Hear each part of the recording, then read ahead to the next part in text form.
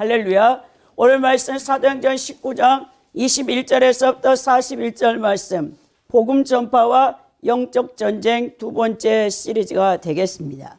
우리 이제 사도행전 19장의 전반부를 살펴볼 때 이제 바울 사도가 이 복음을 해당에서 석 달 동안 전하다가 유대인들이 그것을 거부하니까 이제 바울이 두란노 소원을 이제 개강을 해서 거기서 많은 이제 복음 전도자들 그리고 이제 성도들이 이렇게 이제 생겨났습니다.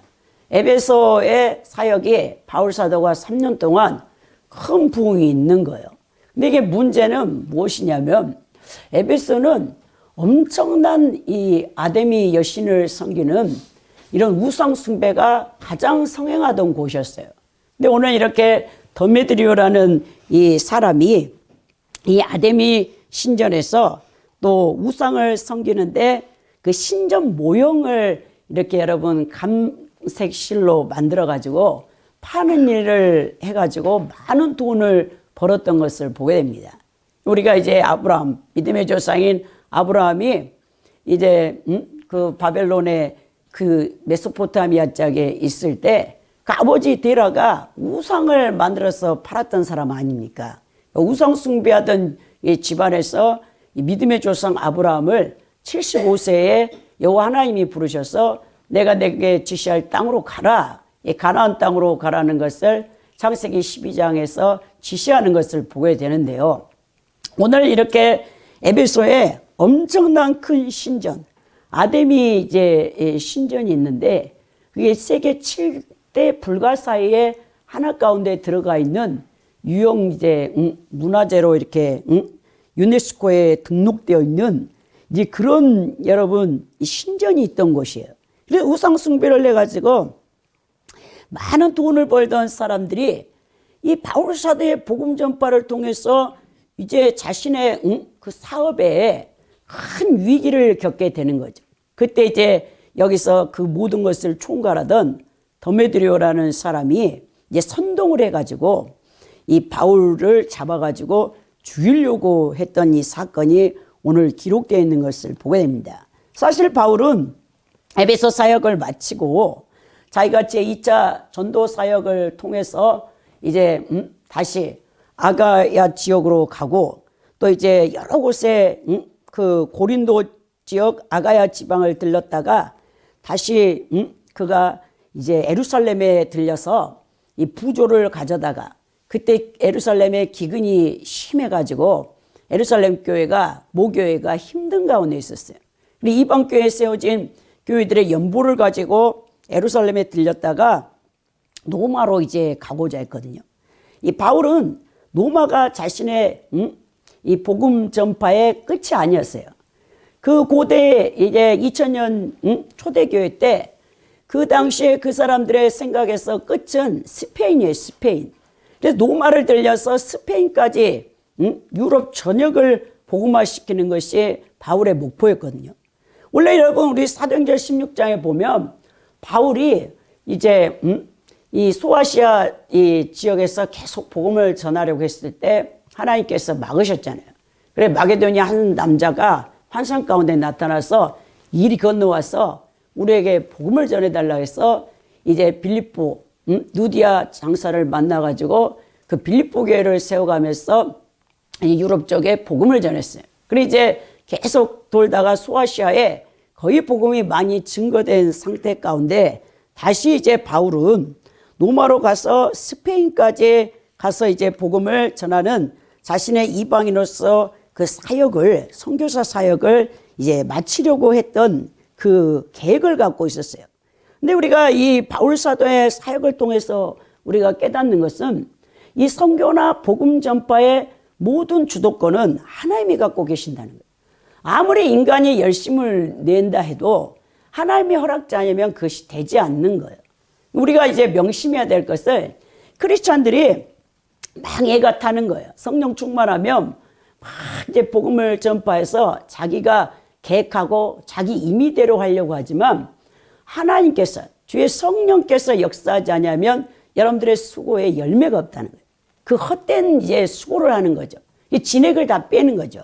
그러니까 가장 중요한 것은 여러분들이 주의 몸된 전을 섬기는 것도 마찬가지고 어떤 사역을 감당할 때 먼저 이제 하나님 뜻을 묻고 성령께서 그것을 원하시는가, 그리고 성령이 정말 나와 함께 그 사역과 동행할 것인가, 그게 가장 중요한 거예요.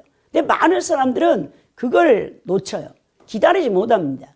본인이 다 계획하고 본인이 다 이렇게 모든 것을 본인이 나서서 하려고 하니까 그 아무리 수고를 해도 거기에 열매가 없는 거죠. 오늘 바울도 마찬가지였습니다. 그렇게 노마를 가고자 원하지만 가지 못하는데 결국 가게 되는데, 우리가 이제 사도행전 후반부로 가보면 죄수 상태로 끌려가는 것을 보죠. 본인이 원하는 이 계획이 아닌 거예요. 하나님의 뜻과 바울이 앞서가서는 안 되는데, 바울은 이제 빌립보에 갈 때 마게도냐 환상을 통해서 그것을 하나하나 이제 깨닫게 된 거죠. 자기의 선교의 모든 주체는 하나님이 주권하래서 하나님이 인도하실 때, 성령께서 인도하실 때 그게 가능하다는 사실을 알게 됩니다. 오늘 말씀을 통해서 이 복음 전파에는요, 반드시 영적 전쟁이 따른다는 사실을 알고, 여러분들이 성령 충만한 가운데 이 어떠한 사탄과 악한 영들이 공격해 온다 할지라도 그것을 이겨낼 수 있는 이 끈질긴 힘과 능력이 있어야 된다. 그래야 여러분들이 그것을 끝까지 감당해야 된다는 사실을 오늘 우리 이 에베소 이제 사역을 통해, 에베소에서 일어난 소동을 통해서 알게 되는데요. 저는 여러분들과 세 가지로 이제 주제로 말씀을 증거하자 원하는데, 첫째는 복음이 증거되는 것은 강력한 영적 전쟁이 시작된다는 거예요. 이게 21절에서부터 25절 말씀이라는 것입니다. 또 복음에는요, 강력한 능력이 있어요. 그래서 인간의 모든 이론을 파는 권능이 있습니다. 이게 26절에서부터 30절이고요. 마지막 이제 여러분들과 이 나눌 말씀은 이 세상의 모든 법과 이 권세는요, 하나님의 그 권세와 법 아래에 있다라는 사실을 알아야 되는 거예요. 그래서 우리가 이 세 대지로 이제 말씀을 나눠 가는데요. 먼저 보니까 복음이 증거되는 것은 강력한 영적 전쟁이 시작됩니다. 21절에 보십시오. 이 일이 있은 후에 바울이 마게도냐 아가야를 거쳐 예루살렘에 가기로 작정하여 이르되 내가 거기 갔다가 후에 노마도 보아야 하리라. 자신이 이제 계획한 것이요. 속히 노마로 가고자 원한 겁니다. 왜? 노마가 그 당시에 패권 국가고 전 세계를 식민지 삼고 있기 때문에 또 이제 노마 제국의 이 수도인 노마로 가고자 원하는 것이죠. 그래서 거기에 먼저 이제 바울과 이제 함께 사역했던 천막을 짓던 텐트 메이커들인 여러분 아굴라와 브루스딜라가 이미 다시 노마로 돌아가 있었거든요. 그래서 그곳에서 바울이 사역을 감당하고자 원했는데 우리 하나님께서 그것을 이제 바울 때에 허락치 않는 겁니다. 이 노마는 로마 제국의 수도였으며 유럽 전도의 전진기지에 적합한 곳이죠. 따라서 바울은 에베소를 중심으로 아시아를 복음화시켰던 것처럼 노마를 중심으로 유럽 복음화를 시키기 위해서 그렇게 간절하게 노마를 가기를 원했습니다. 하나님께서는 바울 사도의 불타는 열정에도 불구하고 곧바로 노마로 가는 문을 열지 않습니다. 결국 AD 58년에 예루살렘에서 체포된 바울은 이게 사도행전 21장 27절에 기록되어 있거든요. 61년에 미결수의 신분으로 노마에 도착하게 되는 것이죠. 왜냐하면 이 식민지에서는 바울 사도를 재판할 수 없어요. 왜냐하면 이 바울 사도는 그 당시에 노마 시민권을 가진 자이기 때문에 식민지에서는 안 됩니다. 직접 황제에게 가서 심판을 받아야 되는 거죠. 그래서 AD 63년에 이제 석방되어졌고 노마에서 복음을 전할 수 있는 기회가 열렸다는 거예요.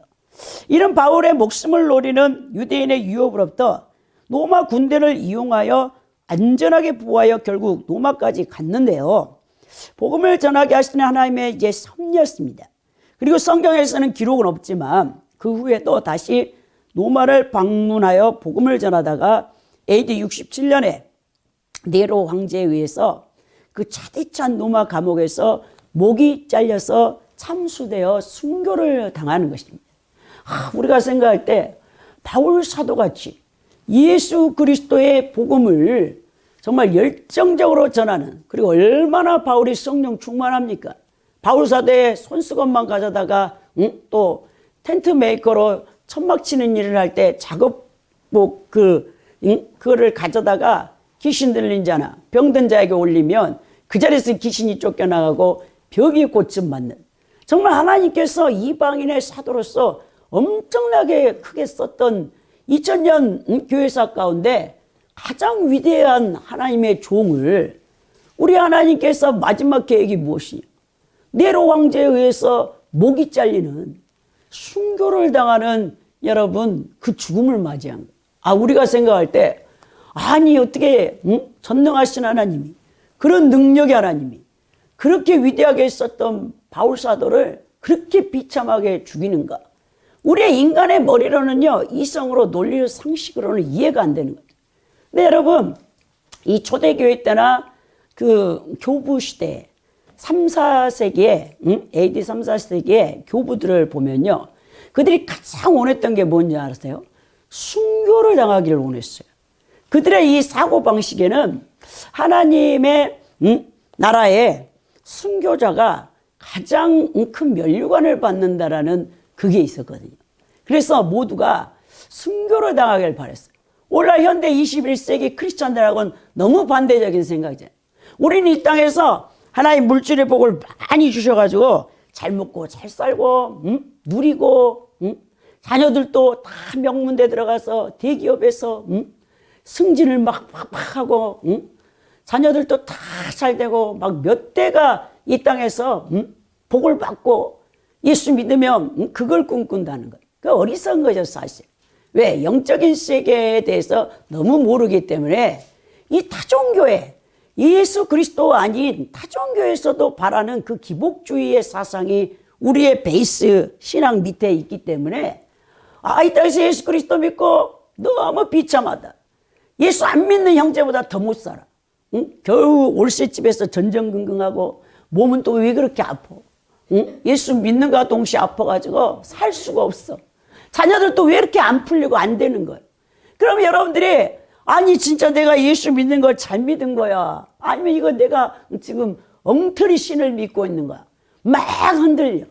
그러니까 여러분들은요 하나님을 너무 모르는 거예요. 그러니까 이 머리로 막 지식으로만 이 구약의 아브라함이 또 야곱이 또 이삭이 뭐 한 해에 농사를 지으니까 100배의 이 축복을 받았더라. 구약의 족장들 보니까 다 부자로 잘 살고 그러더니 그래서 막 그런 번영신앙에 빠져있는 목사님들은 막 아브라함의 복을 받으시오 그러면 성도들이 아멘 아멘 하는 거죠. 이 땅에서 잘 먹고 잘 살고 자기 이름 내고 자녀들 잘 되고 그게 복인 줄 아는데요, 그게 아니라는 것이냐. 여러분 바울을 보십시오. 오늘 22절에 보니까 자기를 돕는 사람 중에 디모데와 에라스도 두 사람을 마게도냐로 보내고 자기는 아시아에 얼마 동안 더 있었습니다.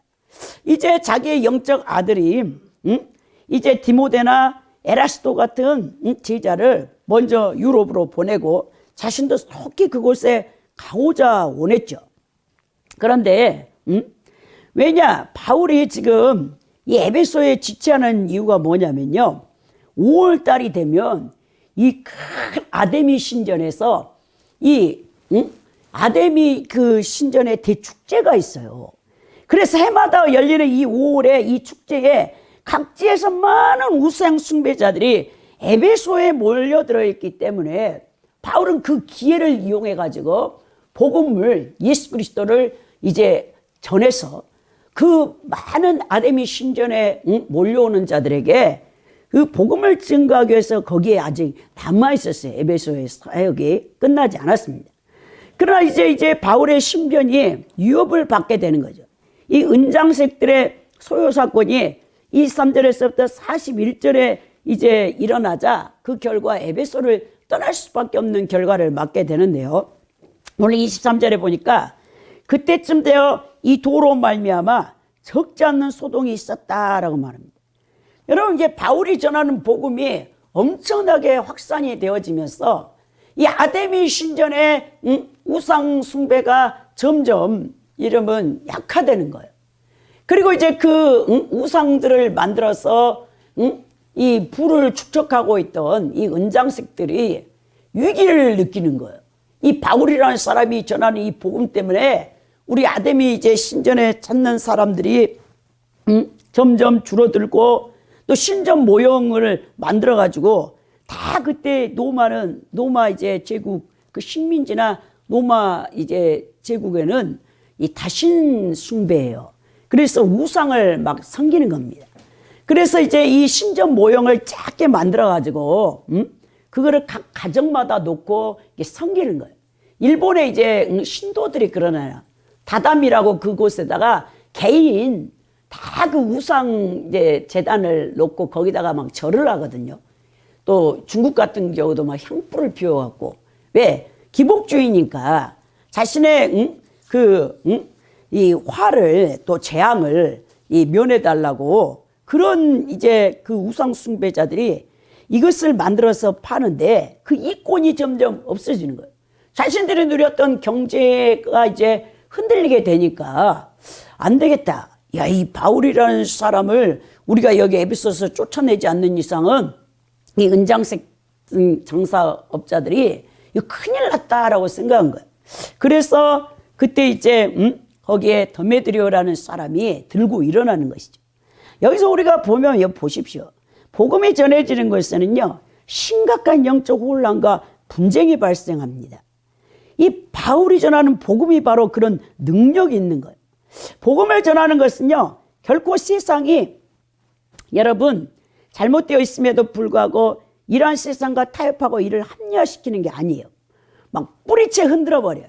하나님의 능력이 이제 나타나게 되게 되면 이 세상의 모든 거짓과 악에 대해서 준엄하게 경고하고 도전하며 강력하게 투쟁하게 되어지는데 이 그리스도와 복음이 전파되는 곳에는 먼저 심각한 영적 전쟁이 발생합니다.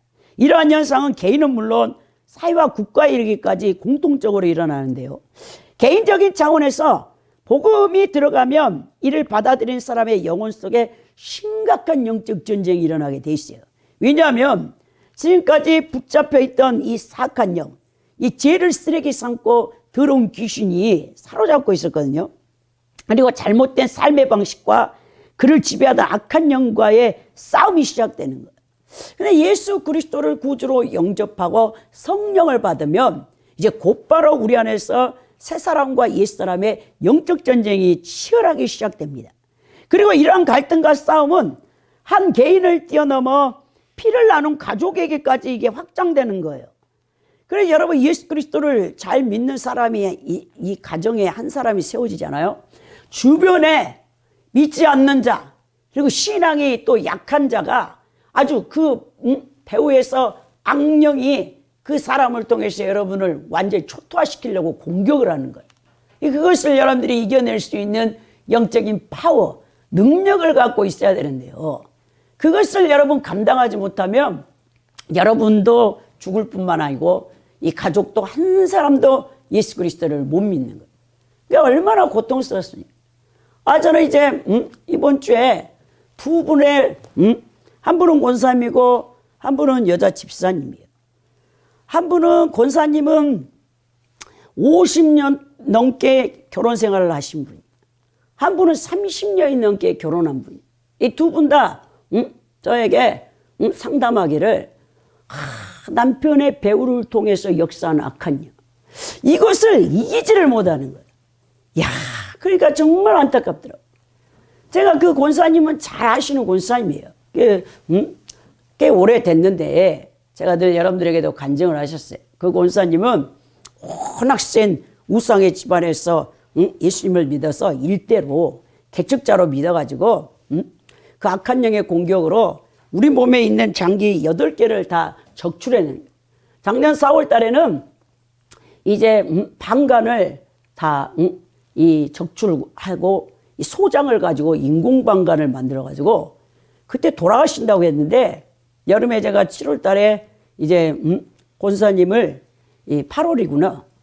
그 비 엄청 오는 날에 그날 가서 기도해주고 왔다가 제가 우리 집에서 갑자기 배가 뒤틀려가지고 화장실 딱 들어갔는데 쓰러졌어요. 그래가지고 제가 그냥 막 무시 뜨거운 게 막 제 입 아래서 흘러내려가지고 딱 보니까 막 정신이 딱 들었는데 우리 그 화장실 바닥이 다 이제 이 세면 벽돌 같은 거거든요. 제가 막 거기다가 얼굴을 다 갈았어요. 그래 여기 광대뼈 여기 눈 다 나갈 뻔했어요. 그 권사님에게 들어있던 악령이 저를 치고 나가가지고 멀쩡해지신 거야. 그때 천국 간다고 임종 예배를 한 4번은 드렸을 거예요. 그 집에 가가지고. 그래가지고 이제 1년 2개월 동안 전혀 연락이 없어. 그 권사님은요, 연락이 없으면 편하게 잘 사는 거예요. 아프지도 않고. 근데 연락이 왔다 하면 이제 악한 영에게 완전히 시달려가지고 중내산에 된 거예요. 근데 갑자기 이번 주 화요일에 문자가 딱 저한테 카톡으로 딱 떴는데, 목사님, 지금까지 제가 목사님을 만나서 너무나 행복했대. 그러면서, 목사님, 이제, 저 천국 갈 것 같아요. 이렇게 온 거예요. 그래서 제가 얼마나 걱정이 되겠어요. 권사님 또 편찮으시냐고 문자를 했더니, 제가, 딱 이제 전화가 딱 왔더라고요. 그래서 이제 다 돌아가신다는 거야. 드시지도 못해, 또 뭐 소변, 변도 못 봐. 그러면서, 근데 이제 말도 못 하시더라고. 막 숨이 차가지고. 그래서, 정말 권사님 어떡하냐. 막 기도하다가 제가 그랬어요. 수요일날 갑자기 오후에 권사님 목요일날 신방 갈까요? 아이고 목사님 신방 오면 감사하죠 그랬어요. 제가 이제 쫓아가 봤어요. 그랬더니 복수가 차가지고 막 그렇게 숨이 찬다고 하신 양반이 빼빼 마르시긴 말해도 멀쩡하더라고요. 그래서 제가 이제 복수 차면 진짜 위험하잖아요 사람이. 그래서 권사님 어떻게 된 일입니까 했더니 그 권사님이 그 남편 집사님이 미워가지고 그게 이게 미워하니까 이 마음의 분노 가운데 이 죄를 범하니까 악령이 다시 들어가가지고 그 장기에 다 달라붙은 거예요. 그래가지고 드시도 못하고 잠도 못 자고 막 그렇게 고통스러운. 아이고 남편의 그렇게 정말 이 용납할 수 없는 부분들을 말씀하시는데요. 우리 남편이요 목사님 교회 다닌 지 50년입니다. 50년. 근데 우리 남편이요 교회 같이 주일날 가면은 이제 앞에서 찬양 리더자들이 찬양을 인도하면 전혀 찬양을 안 따라 불러.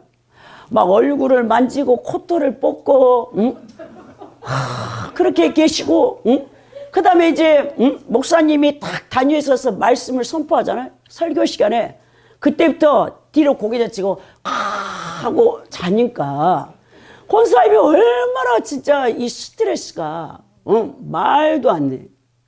그래가지고 막 남편을 미워라 해가지고 내가 50년 동안에 이 남편을 변화시키려고 했는데 안 된다는 거예요. 전혀. 그리고 그냥 권사님이 몸이 아파서 이 겨울에 식사를 할 때 남편은 평생을 아픈 적이 없대요. 79살 80살 된 양반이 아직도 자기 사업을 해가지고 이 권사님은요 평생을 권사님 입으로 그래요. 먹고 사는 데는 내가요. 돈에서는 내가요. 힘든 적이 없대. 이 몸이 아프고 그 남편만 보면 막 우라통이 쳐오르는데 같이 한 상에서 밥을 먹을 수가 없대. 여기 취해가지고 그 얼굴을 보는 순간. 그것도 얼마 보지도 않아요. 아침 일찍 나가셔서 직장에 가시기 때문에 밤에 또 들어오시는데 근데 그 몇 시간을 남편을 대할 수가 없다는 거예요. 그렇게 고통스럽다는 거예요. 그러면서 식사를 하면 냄새가 나기 때문에 그 문을 다 열어놓는 거예요. 여러분 제일 좋은 아파트에 사세요. 몇십억짜리 되는. 그런데도 권사님은 세상에 갇힌 완전히 마음이 지옥이야 지옥. 그러면서 저한테 하소연을 하는 거예요. 제발 교회 가서 딴짓하지 말고 남들 찬양할 때 흉내라도 좀 내라. 입을. 그리고 목사님 설교할 때 잠자지 마라. 그리고 말씀을 들어라. 내가 다른 거 원하지 않는다. 그걸 그렇게 말을 해줘도 남편이 그게 안 된다. 여러분 그래서 제가 생각할 때 권사님 영적으로 거듭난 적이 없는데 그 영이 죽어 있는데 진짜 여러분 영이 죽은 사람은요, 교회 와서 앉아있는 게요, 제일 고문이 고통이에요, 사실. 우리 이제 성령으로 거듭난 사람들은 하나님을 예배하는 것이 가장 기쁜데, 그 사람들은 찬양, 그리고 하나님 말씀, 설교가요, 들리지를 않는 거예요. 죽은 사람이 제일 고통스럽죠. 왜 이렇게 되셨냐? 3주 전부터 내가 이렇게 고통을 받게 됐는데, 남편 집사님이 동창생들 8명을 초청해가지고 사업을 하시니까 돈이 있잖아요. 노래방을 통째로 빌렸다더라고.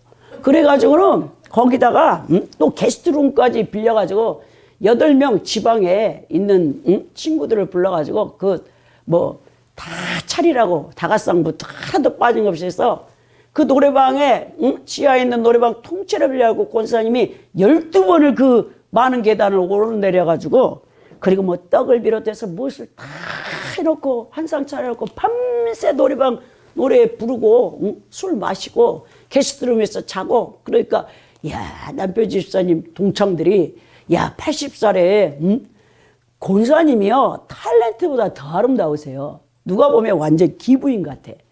이런 미인을 만나가지고, 이 나이, 권사님 75세거든요.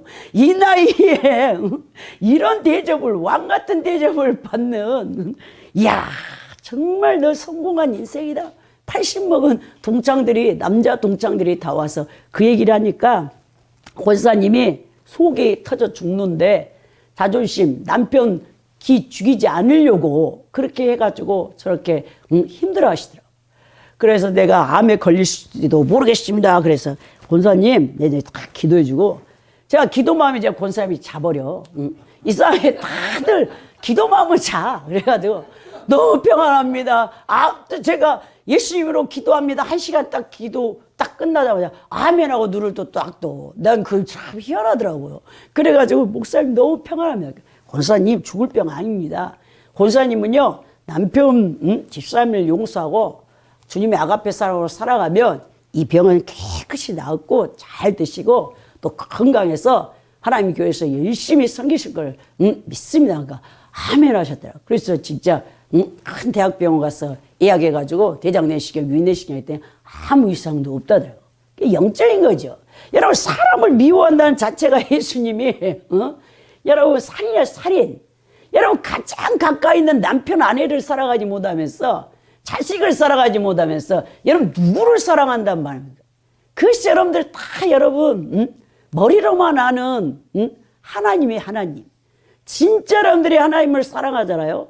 그러면요, 가장 사랑 있는 남편, 아내, 자식을 사랑하게 돼 있어요. 그게 십자가고 힘들고 그 배에서 끊임없이 약한 이 사탄이 영적으로 공격을 해올지라도 여러분들이 그것을 여러분 견뎌낸다는 것입니다. 오늘 24절에 보니까 즉 대회들이 오라 하는 어떤 은장색인 은으로 아데미 신상 모양을 만들어 직공들에게 적지 않는 벌이를 하겠다라고 말합니다. 야, 이제 그것으로 돈을 엄청 번 거죠. 이 신전 수호자들이라고 해가지고 주전 이제 6세기 보면 여러분 이 에베소에는 아데미 여신이 있어요. 아데미 여신은요, 여러분들이 그림으로 봤을지 모르겠어요. 가슴이 12개 달려있는, 사실 괴물이에요, 괴물. 다신과 풍요의 신이란 말입니다, 여러분. 그 세계 7대 불가사의 중 하나로 여겨질 만큼 에베소의 그 여러분 아데미 신전은요, 너무나 크고 아름다웠던 신전입니다. 그 은장색이라고 이제 돼 있는 은으로 된 신당을 말하는데요. 이것은 은으로 된 작은 신정 모형을 만드는 거예요.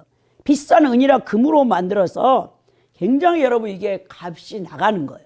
이걸 제조해서 파는 이 모임, 이 은장색들이 그 중에서 이제 대빵인 사람이 누구냐? 바로 여러분 여기에 데메드리오라는 사람이 여러분 이것을 했다라는 거예요.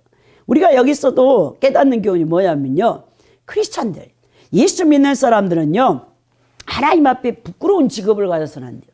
그리고 남을 탄압시키는 여러분 직업을 가진 사람은 그 저주가 가문에 흐릅니다.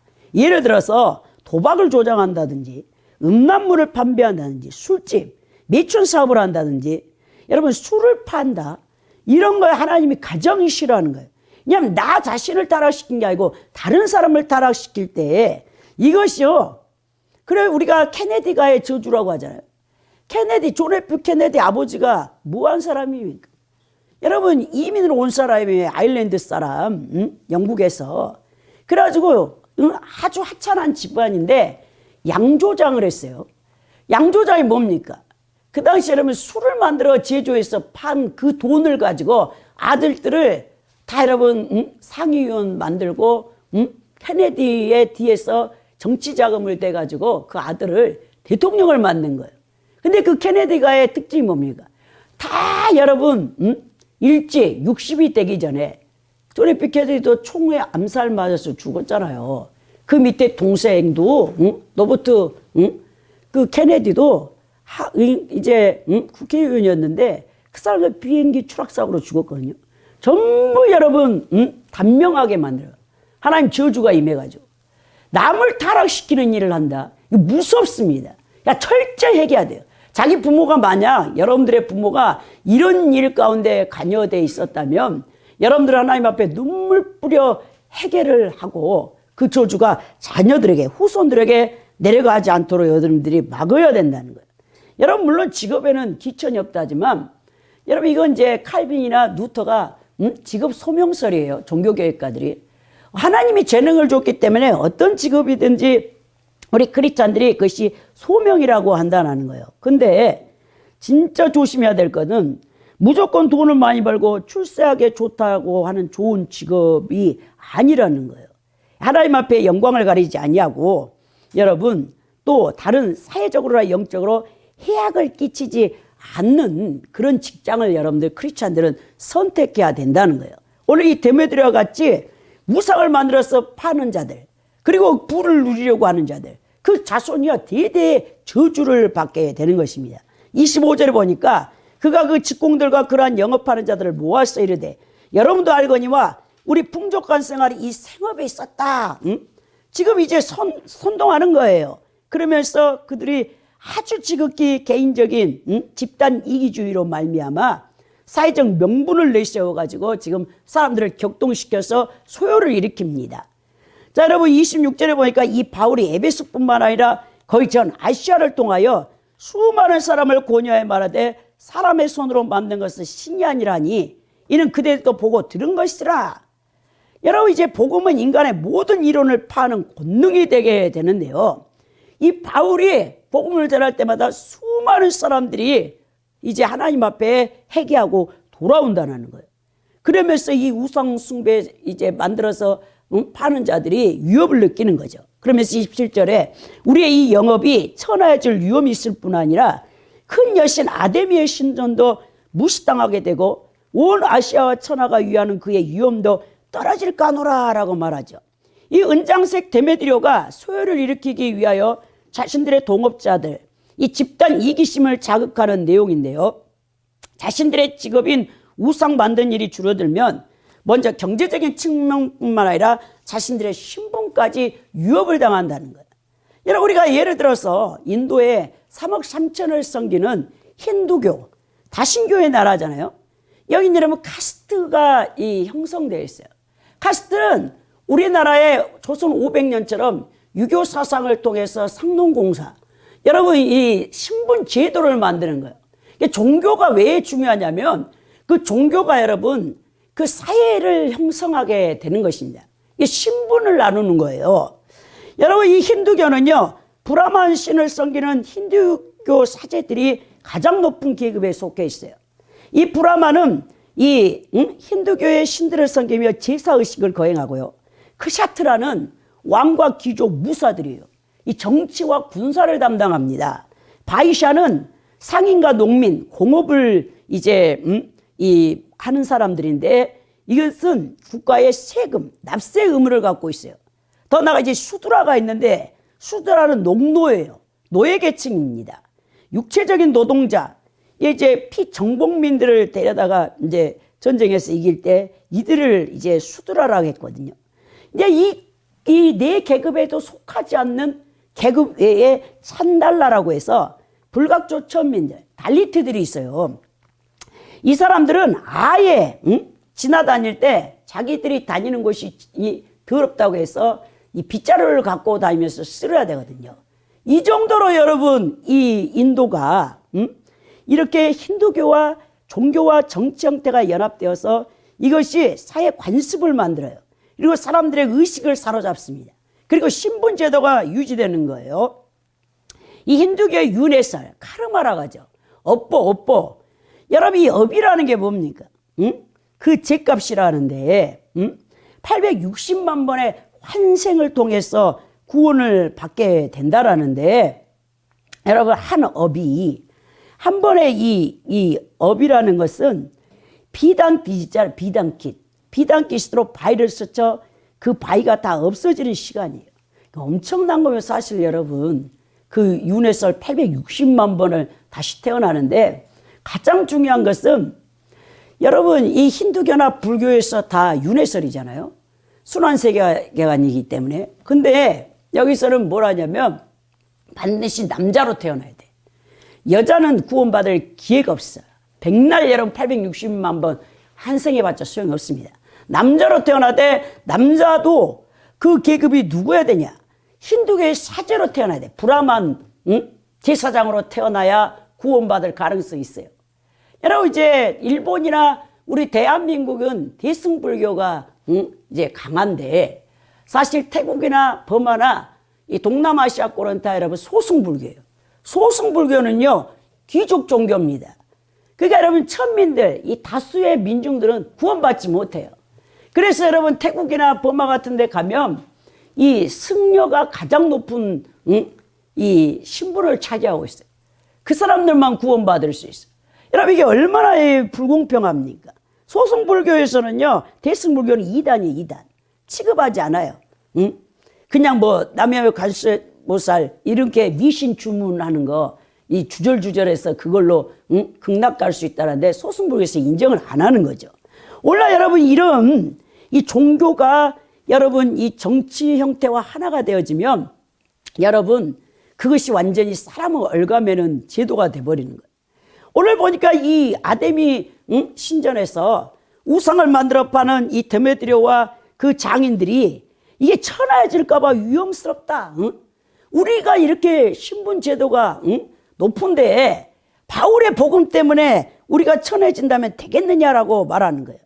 에베소인들에게 아데미 여신은 가장 크고 위대한 여신으로 여겨지기 때문에 이 신전의 규모가요 높이가 17m나 됩니다. 온주 기둥이 100개나 받치고 있는 거예요. 그 신전의 넓이가 48m입니다. 길이가요 103m예요. 그래서 세계 7대 불가사의 중에 하나가 될 정도로 위험 있는 신전이에요. 그러면서 이들이 큰 여신 아데미의 정각에서 그 문지기들로 지키는 자들인데, 우리가 천해질까봐 두렵다라고 이제 이 선동을 벌이는 것입니다. 여러분 종교를요 살해 사욕을 채우는데 목적을 둬서는 안 돼요.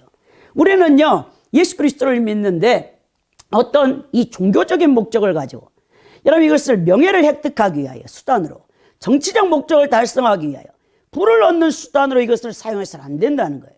세속적인 목적으로 종교를 이용할 때 반드시 거기엔 타락이 따를 수밖에 없습니다. 우리는 교회에서도 기독교가 사욕을 채우려는 자들에게 이용되지 않도록 주의를 해야 되는데요. 교회는요 세상 가운데 있지만 세속적인 목적을 위해 세워진 기관이 아닙니다. 교회는 하나님께서 영혼 구원을 위해서 천국 백성을 양육하기 위해서 이 땅에 세우신 유일한 기관이라는, 그리스도의 핏값으로 세워진 하나님이 가장 귀하게 보는 곳이라는 것을 알아야 된다는 거예요. 오늘 여러분 26절 27절에 바울과 교회를 대적하려는 에베소의 은장색 데메드리오의 선동 연설이 무엇입니까? 여러분 바로 바울의 복음 전파가 그들을 붙들고 있는 많은 우상 숭배자들을 여러분 주께로 돌아오게 한다는 거예요. 이게 복음은 인간의 모든 이론이 깨어진다는 겁니다. 인간 이론만이 아니라 타종교라든지 교만함이 복음의 능력 앞에서 파쇄된다는 거예요. 복음을 대적하고자 하는 모든 것은 이와 같이 무너져 내린다는 겁니다. 근데 여러분들 생각해 보세요. 내가 예수 그리스도의 복음을 전파하는데 왜 상대방이 꿈쩍도 안 하지? 여러분 그것은 문제가 있는 거예요. 이 전도라는 것은요 이론으로 말로써 하는 게 아니에요. 이 바울 사도가, 내가 자기 유창하게 말을 잘하잖아요. 바울이 그 당시 다 여러분 이 많이 배운 사람들은 수사학을 배웠요.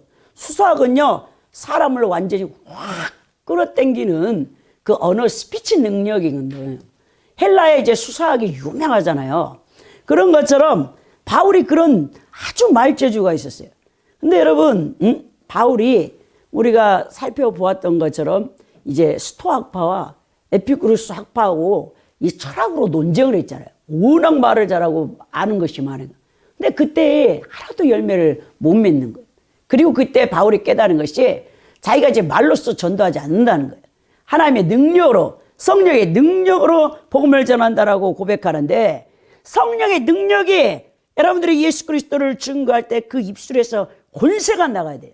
그래서 그 권세가 그 상대방을 잡고 있는 악한 귀신을 완전히 쳐내야 돼. 그때 여러분 그 사람이 거듭나고 그리스도 앞으로 돌아오게 되는 거예요. 그 강력한 복음의 힘으로 사람이 변화되는 것입니다. 그러므로 복음 그 자체의 능력만을 여러분들이 힘을 빌 수 있도록 전도를 하려는 사람들은 기도를 많이 해서 여러분 안에 있는 성령께서 불같이 충만할 때 이 영적 전쟁에서 승리를 하게 되는 거예요. 원래 28절에 보니까 그들이 이 말을 듣고 분노하여 가득하여 외치려되 크다 에베소 사람의 아데미여라고 막 소리를 지른 겁니다. 야, 이 사람들이 막 외쳤어요. 이 소리를 지르고 끊임없이 소리를 질러댄다는 거예요. 이제 막 이제 완전히 불법 집회자들이 돼가지고 계속해서 이제 막 소리를 지르고 갑니다. 그러면서 29절에 뭐냐면 온 시내가 요란하여 바울과 같이 다니는 마게도냐 사람 가이오와 아리스토가를 붙들어 일제히 연극장으로 달려들어가고 자나 제자들이 말렸다라고 말해요. 아니, 예수 그리스도를 전하는 바울을 지금 찾지 못하니까 같이 동행했던 일행이었던 가이오와 아리스토가를 붙잡아가지고 연극장으로 끌고 가서 죽이려고 이제 이 무리들이 끌고 간 겁니다. 여러분, 이 에베소의 연극장이 대단한데요.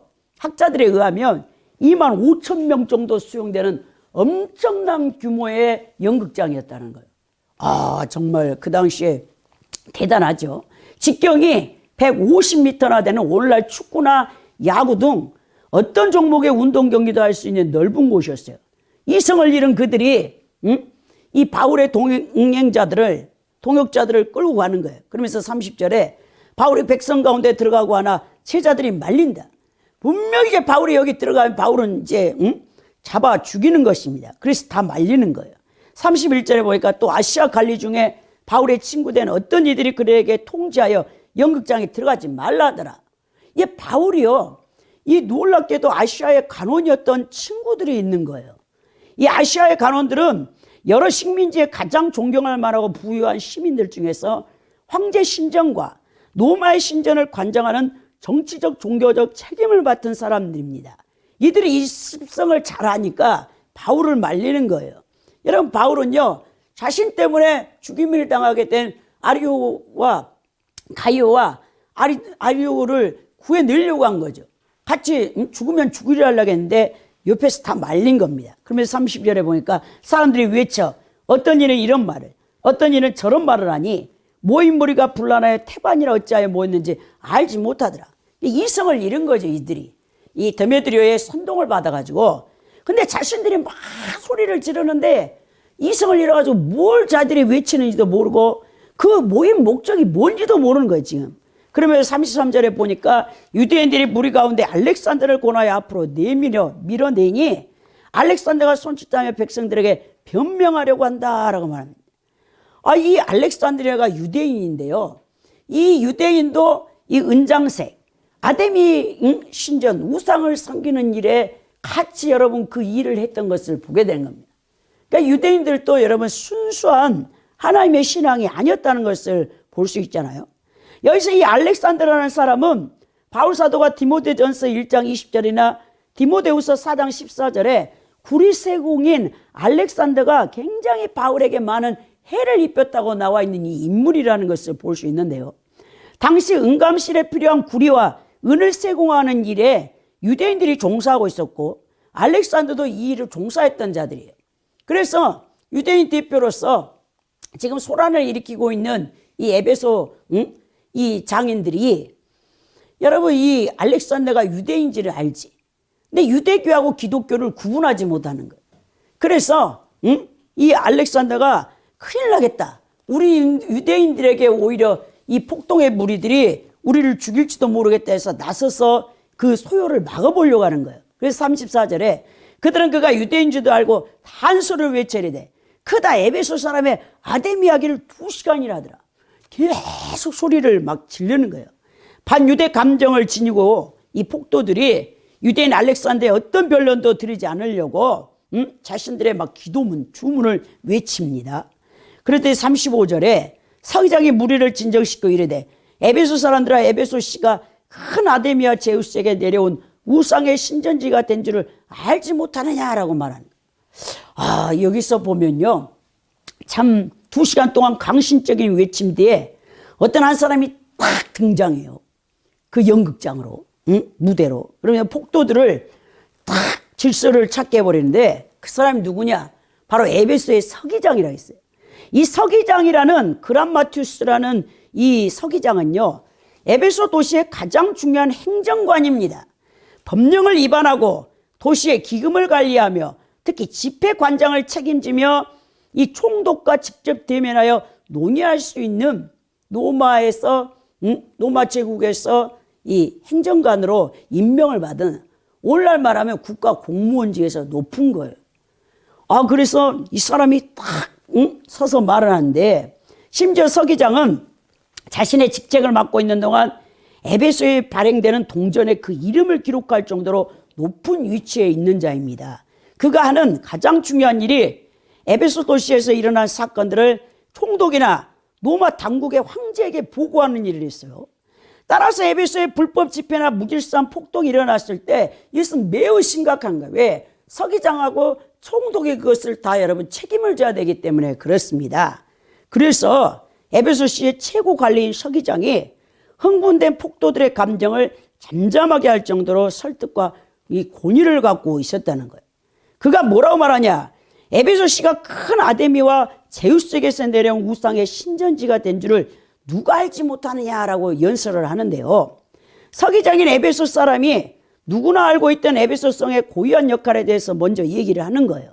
자, 에베소성이 아데미아 스스에게서 내려온 우상의 정각지라는 것은 모두가 다 아는 사실이다. 그러니까 이 소아시아 지역에서 아데미의 가장 큰 이 에베소의 아데미 여신전이 가장 큰 게 있었다는 것을 다 알고 있었다는 거죠. 그러면서 그가 뭐라냐? 에베소는 황제 신전과 아데미 신전을 건축하고 헌당식을 하고 신전직이라는 문구를 동전에 찍어서 발행함으로 황제와 아데미 여신을 잘 섬기는 도시로 모든 곳에 소문이 나 있다라고 딱 말하면서 너희들이 자부심을 갖게 딱 해주는 거죠. 그러면서 그가 말하기를 그런데 왜 이렇게 미친 사람들 같이 외치냐라고 반문하는 거예요. 왜 이렇게 어리석은 행동을 하느냐라고 말합니다. 서기장은 에베소가 아데미 신전이 있을 뿐만 아니라 최고의 신 제우스에게서 떨어진 선물. 하늘에서 여러분 그 당시에 고대는요. 운석, 유성이 떨어지잖아요. 우리 별똥별이라는 게. 이게 거기에 떨어졌다니까요.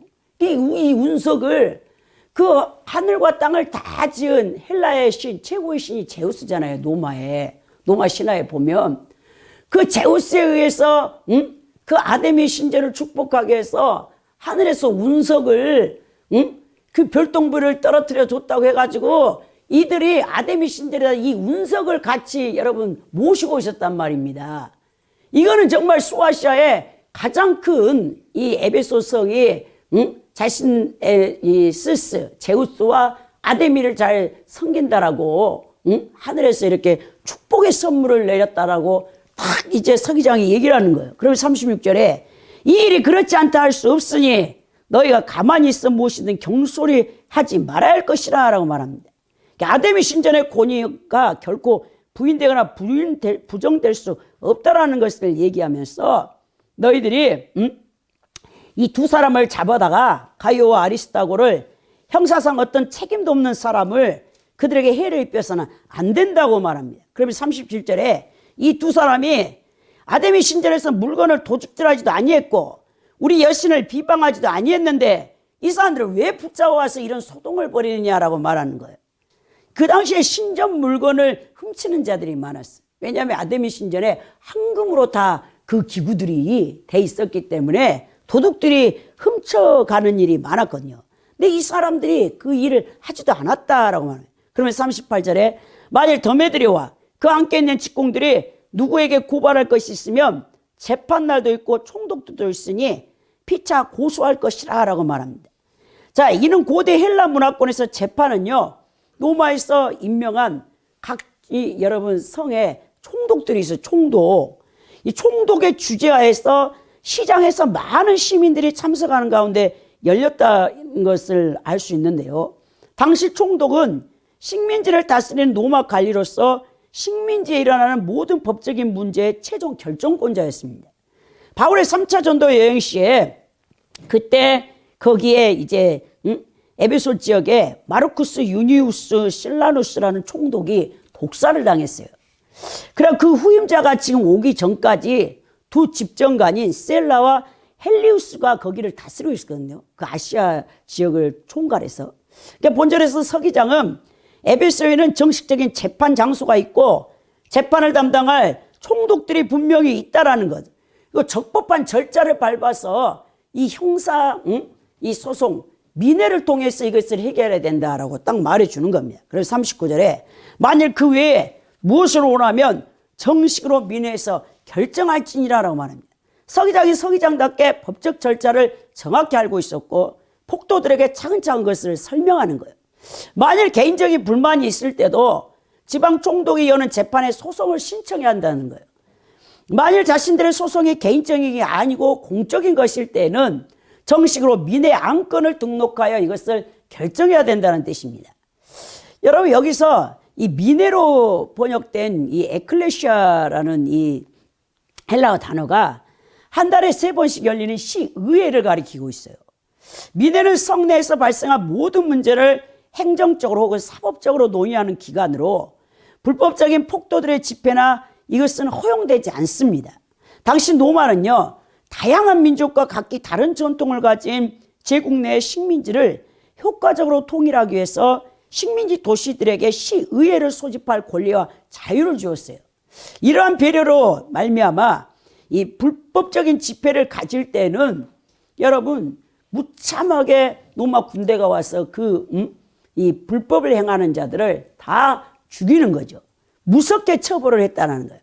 따라서 불법적 집회에 대한 일자적 책임을 갖게 될 경우 그것은 서기장이 책임을 져야 되고 더 나아가서 총독이 그것을 다 책임져야 되기 때문에 이 서기관이 합법적인 절차, 로마의 법을 따라서 너희들이 개인적인 불만이 있느냐? 그것도 공적인 불만이 있으면 시위에 민회에다가 소송을 걸어서 거기서 결정하는 것을 따르라라고 말합니다. 그러면서 40절에 오늘 아무 까닭도 없이 이 일에 우리가 소요사건으로 책망받을 위험이 있고 우리는 이 불법 집회에 관하여 보고할 자료가 없다라고 말하는 거예요. 서기장은 불법 집회로 말미암아 로마 당국으로부터 받게 될 책임 추궁에 대한 두려움을 갖고 있으면서 폭도들을 다 해산시키는 거예요. 더 이상 이런 소란을 피우지 마라. 여기서 우리가 깨닫는 이 중요한 이 영적 원리를 또 법을 알게 되는데 이 국가의 권세와 법도요, 땅의 질서를 위한 하나님의 영적 권세와 법 아래 있다는 사실을 깨닫게 되죠. 35절부터 40절까지 에베소의 서기장이 에베소 사람들에게 행한 연설을 통해서 알 수 있는데 이 에베소에 일어난 소동을 진정시킨 것은 하나님의 초자연적인 기적이나 능력이 아니었습니다. 이 서기장을 통해서 당시 로마 제국의 법과 이 질서를 통해서 그것이 이루어졌다는 거예요. 이러한 점을 볼 때 오늘날 이 땅 위에 존재하는 국가의 질서와 법에 대해 교회와 성도들이 어떤 태도를 가져야 되는가를 보여주는데요. 사실 로마서에서 바울이 제시한 로마서 13장에도 국가에 대한 태도는 긍정적이에요. 이 모든 권세는 하나님으로부터 오지 않는 게 없으니까 권세자들에게 복종하라고 바울이 로마서 13장 1절에서부터 7절까지 말씀하고 있거든요.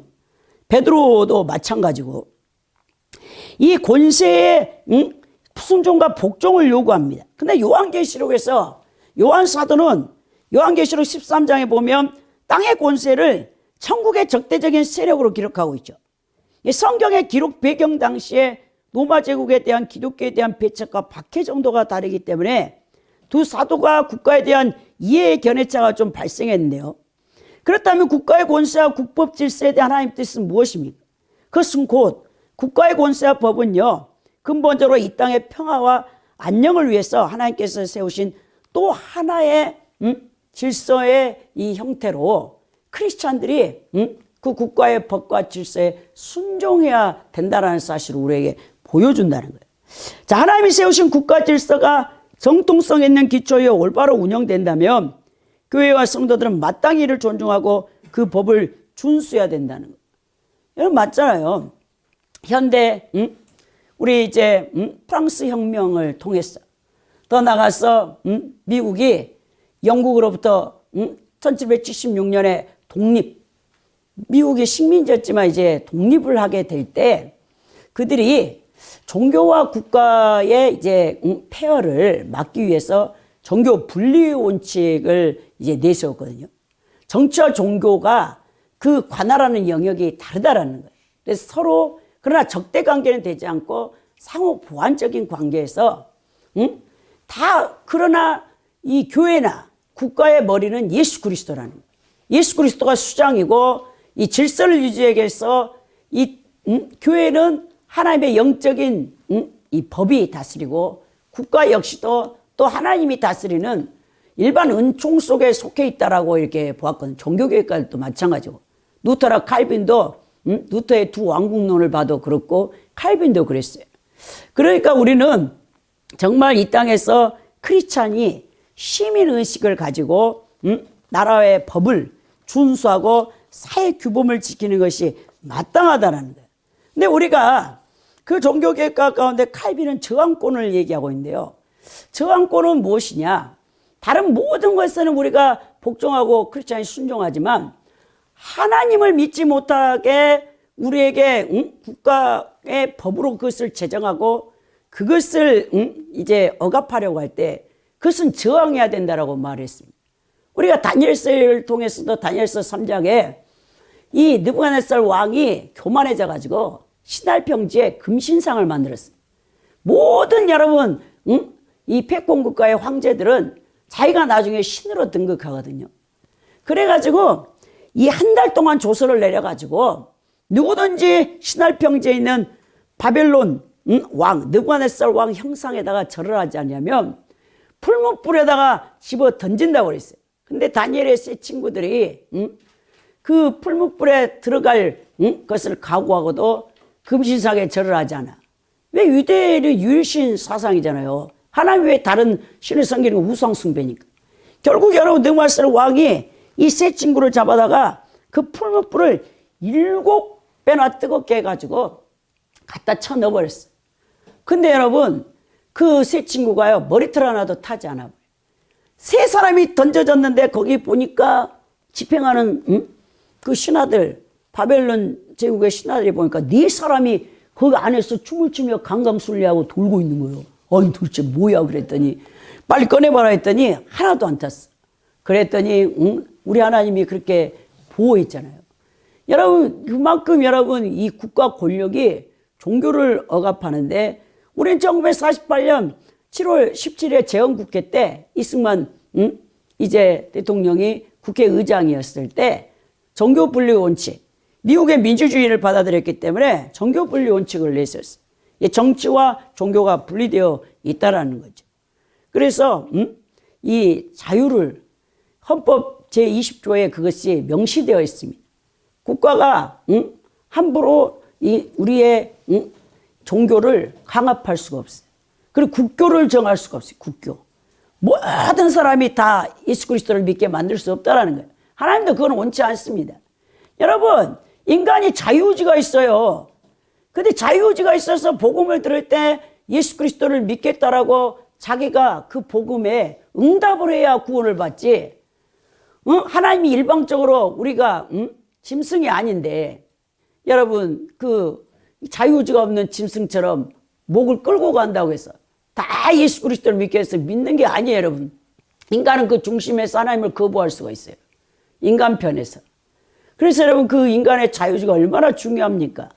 여러분들이 예수 그리스도를 믿겠다라고 반드시 여러분들의 영혼이 고백을 하고 이제 예수님이 나의 왕으로, 나의 주인으로, 나의 구세주로 여러분들이 받아들여야 돼.